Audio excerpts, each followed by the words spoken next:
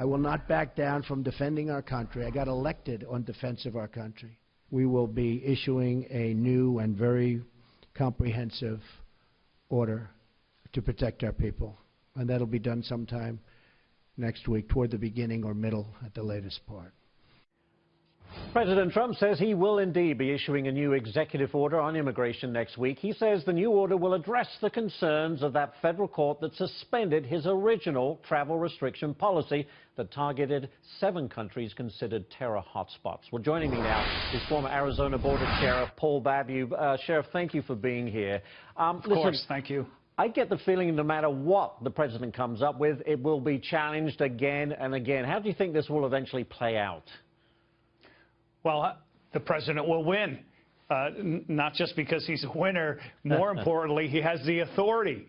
The president is clearly defined in federal law and statute, has the sole authority when it comes to this in order to suspend and even temporarily suspend the admittance of any of these travelers from foreign countries. They're not U.S. citizens.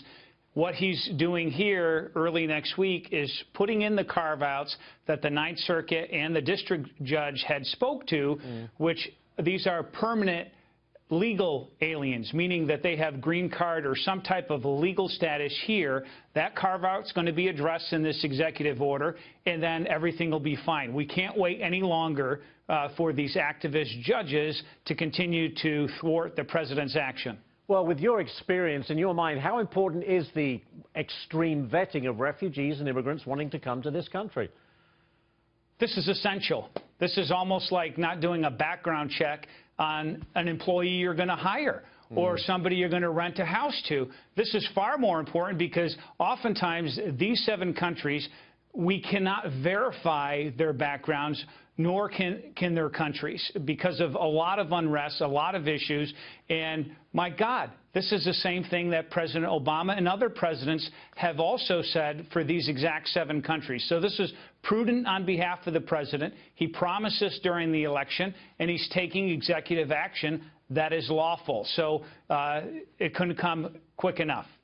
I have some breaking news, actually, out of Florida. The Miami-Dade Commission has approved the county mayor's decision against being a sanctuary for illegal immigrants. Now, this comes despite pleas from local residents, local officials who wanted otherwise.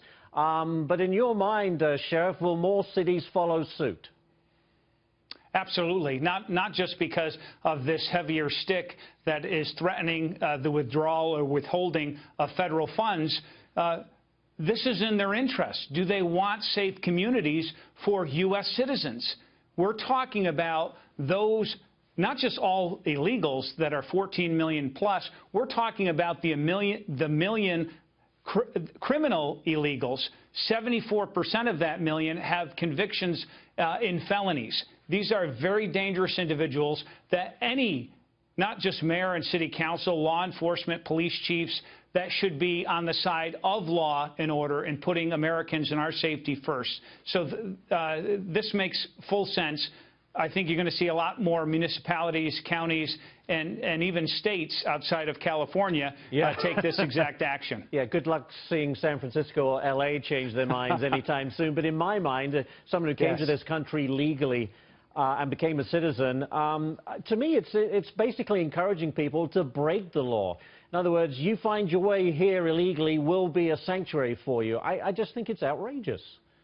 It is outrageous, and you're hearing all these liberal Democrats screaming at these false roundups that are happening. Yes. These are planned. It's already been confirmed by ICE officials that these were planned enforcement actions that were taken, and some of these individuals are those who don't have criminal convictions but are here illegally. And now the law, surprise, surprise, the law is going to be enforced now under President Trump when it comes to immigration.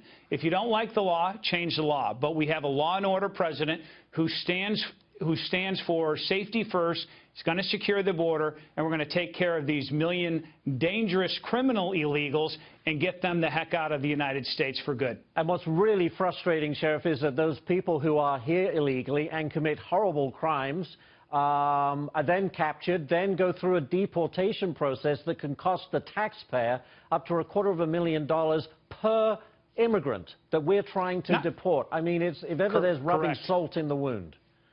Not just the expense, more importantly, American citizens and lives and victims, countless in every community, every state across this nation. I never hear these Democrats once prioritize their plight and their victimization and advocate for them. They never meet with them. They never cry for them. All we see is people from foreign countries and their plight and their concern when they got here breaking the law to begin with. Yeah. I mean, they start off breaking the law as criminals. Anyway, Sheriff Paul Babeu, thank you so much. Could talk about this for a long time. Sheriff, thank you very much. Appreciate it.